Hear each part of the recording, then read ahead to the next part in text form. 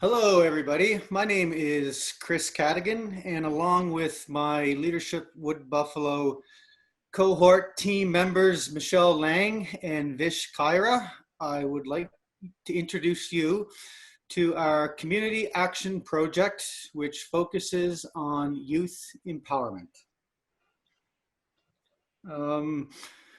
I'd like to start with the mission statement that we developed when we first got together. And essentially, that was to develop a sustainable and transferable model that strategically identifies potential mentor candidates for community youth programs. Now, to do this, we also realized that it'd be most successful if we could partner up with one of the existing youth programs within the municipality. So after reaching out to several of the organizations, we landed with the Big Brothers and Big Sisters of Wood Buffalo to essentially pilot the model that we were working on. And one might ask, why did we choose Big Brothers, Big Sisters out of various opportunities that we had here? And one of the big ones was the 40 developmental assets. So for anybody that isn't aware of this, essentially it's a research-based list of experiences and qualities that if a youth does possess, it increases their likeliness to make healthy decisions, live a healthier lifestyle, and ultimately become responsible, productive adult members within our community. It does break down between external assets, which could be family, community, school, relationships, and it also looks at the internal assets of a youth, such as the social and emotional qualities, along with the values that a youth needs to live a healthy life. And Big Brothers Big Sisters embodies this framework and incorporates it into their mentorship program. So we were really looking forward to building upon that. We also wanted to look at a volunteer-based organization versus a staff-based organization. Again, wanting to leverage the wealth of adults that we have within our community, that are educated, that are motivated, and ultimately strong role models for our youth. So I'd like to talk about the two focus areas of our model before we get into the model itself. And the first one would be youth mentoring. Youth are the foundation of our future, and we do realize that what we put into them today is ultimately going to help all of us tomorrow. So we wanted to use this type of approach to develop lifelong connections that our youth, could rely upon and could look upon, for guidance as they become young adults in our community. We also realize that, this type of relationship also provides an opportunity for the mentees who feel very rewarded and can help develop their self-worth with such a program. And then the second area, of course, would be the community. Ultimately, the fabric of our society that kind of keeps all of us connected. We realize that the strength of all of us and the happiness of all of us really comes down to the health of the relationships that we have with each other, with our neighbors, with our family, with our friends. So again, this provides an opportunity to strengthen and cultivate that relationship with those around us. And once we determined that we were going to work with Big Brothers, Big Sisters, we completed a needs assessment to determine how best we could support them. Through this, we determined that we would create an innovative recruiting tool to find volunteer mentors for their programs. We knew that the key to success was a focus on relationships, as their programs focus on relationships, and our community always benefits with positive relationships.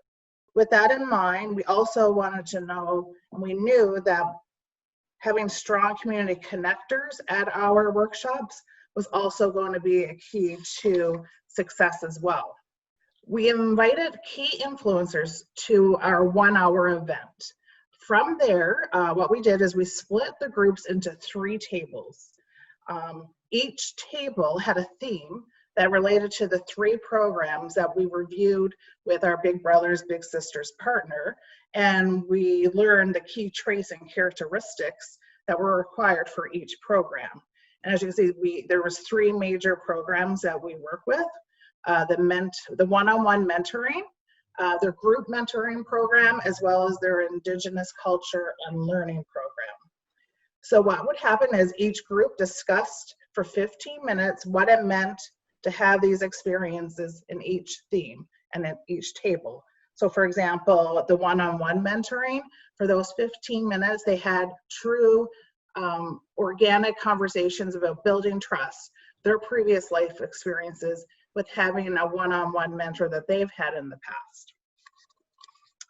Once the 15 minutes was up and the discussions concluded, the influencers at the table, the ones that we invited from the community, wrote down on a nomination form who they thought they would think in our region, they thought of who they thought within our region would be a great fit to be a mentor for the program. So from there, they then moved to the next table and discussed the next type of experiences, again, like the Indigenous culture. They talked about cultural awareness and activity-based learning they've had in previous experiences.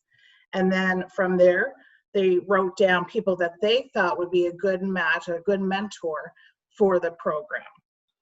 Of course, the key to the success of this framework was inviting those people that had influence in our community and those who had a lot of community connectors.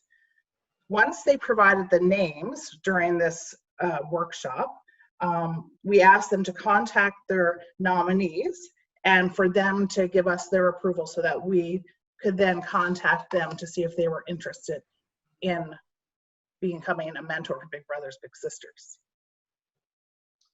Thanks, Michelle.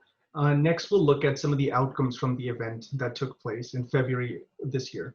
So our team sent invites, excuse me, to a total of 40 key influencers in the community through our personal and professional networks.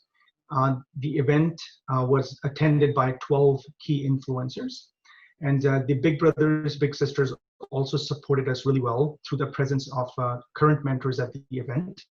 And we could rely on their direct experience with Big Brothers Big Sisters for quality discussions.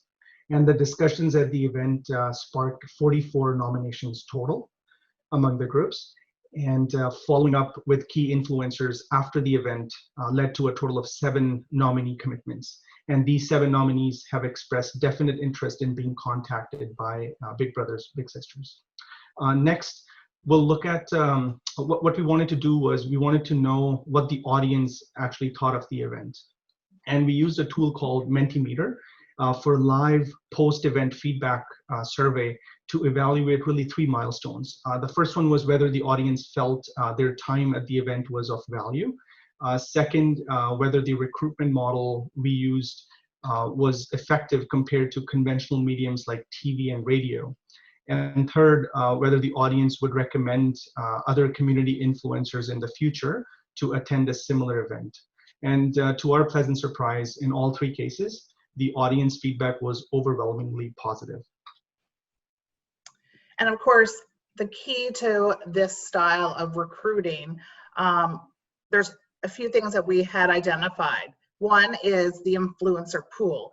Who we would invite to this type of event is really key to really stir organic conversations. And we just kind of have some different types of influencer pools in our community that we feel would benefit for this organization.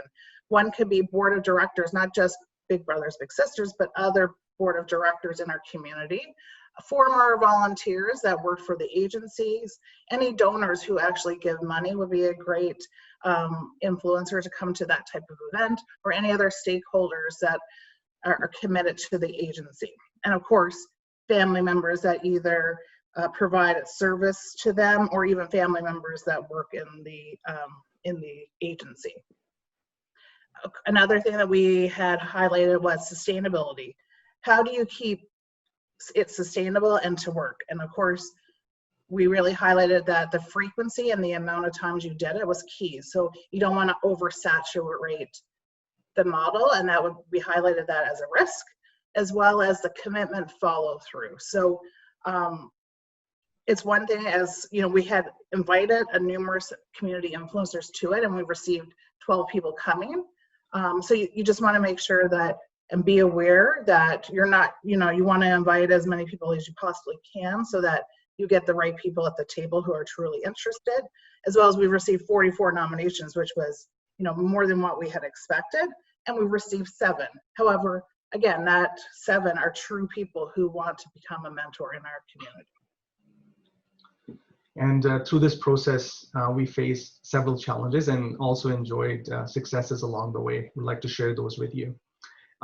One of the biggest challenges was getting the key influencers to the event. So our conversion rate was around 30%, and along with also having meaningful conversations at the event. So those were some of the big challenges for us. And the biggest success was, as Michelle alluded to, 7 confirmed nominee commitments for Big Brothers Big Sisters. One great thing that came out of this was Suncor provided us an assist by providing a venue at their Stony Creek office to host the event totally free of charge. So our only remaining cost was for refreshments. So that was a great thing for us. Next step for our team will be to provide a list of confirmed nominees to Big Brothers Big Sisters. And of course, all of this leadership takes teamwork, and we had a great team around us that helped put this event together, and also the follow-up steps that we have completed to date and also to go. And the journey of leadership with Buffalo is really unique for each person. It has like a twofold impact. There's a community impact, and also the impact on shaping an individual's journey. So together, Chris, Michelle, and myself learned a lot from each other and also about each other. These are some of the final takeaways through this wonderful program.